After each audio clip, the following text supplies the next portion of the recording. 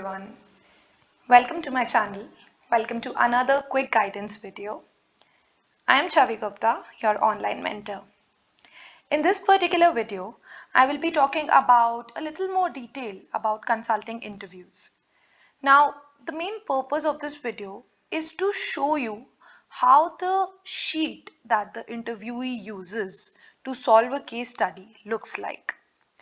For this video, it is sort of a prereq that you know what a consulting interview is, or what is the question that is asked, or how to solve it, at least very basic. In case you have not been through a consulting interview, I posted a video earlier this month about solving case interviews, and that is sort of a mock case interview. It is with an interviewer and an interviewee, and they are solving a case. So the link for that video is in description.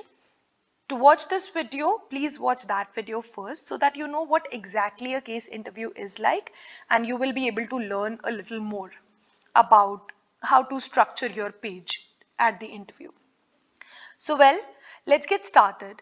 In this video, I will talk about where do you put the different information that you get during a case interview, how should you structure your page, what looks the most neat for the interviewer.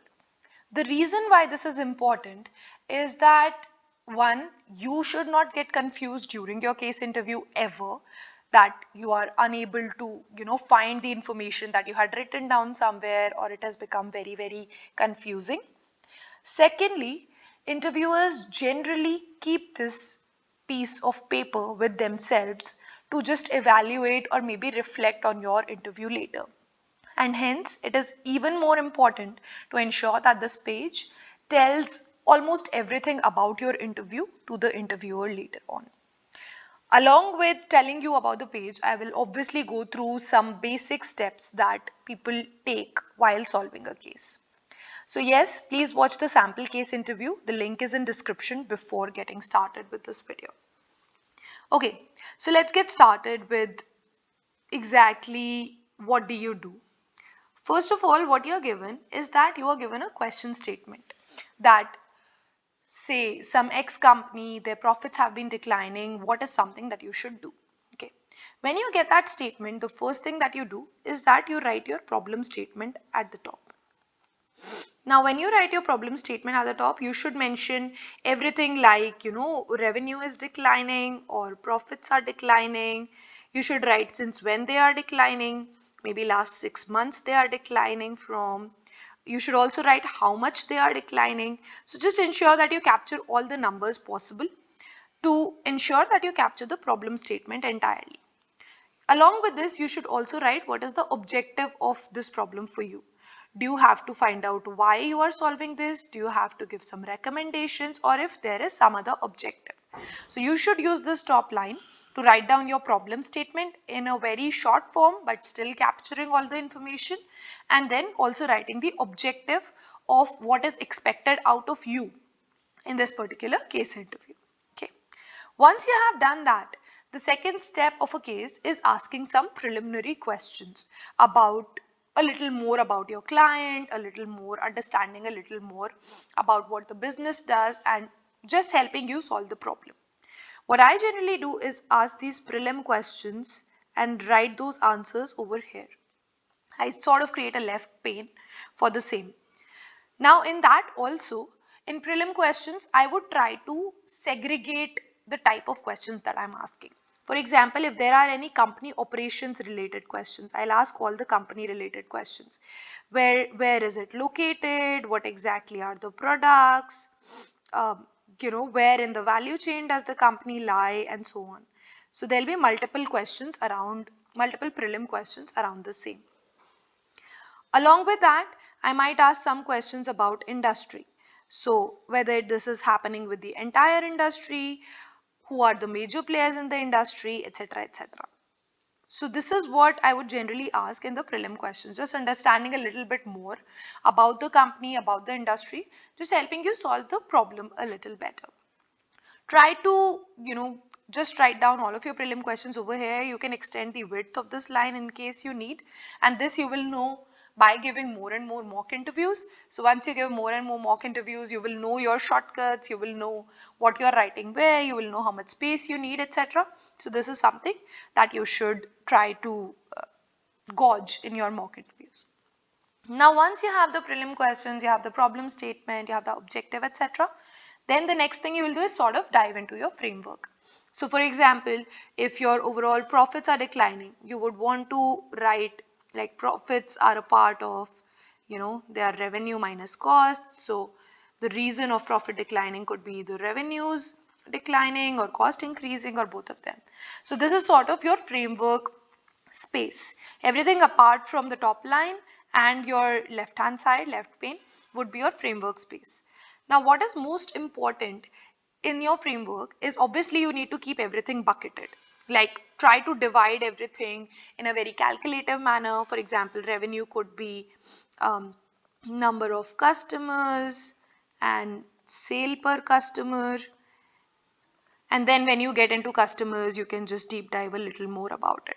So try to write information, like if you have any customer related information, try to write all of that in one place, because it will make it easier for you to find it later on. And I mean, that is just something that is very, very important.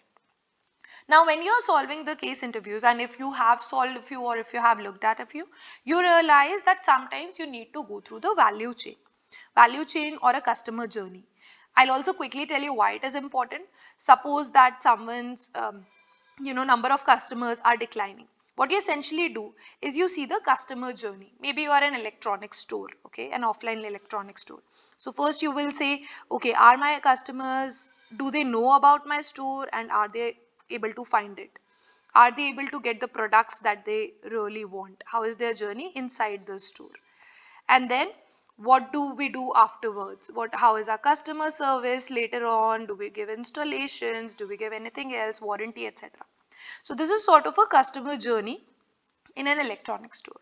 So any sort of value chain or any sort of customer journey, try to write it in a similar format. Try to write it horizontally below your main framework, and then you can deep dive into each of them even further.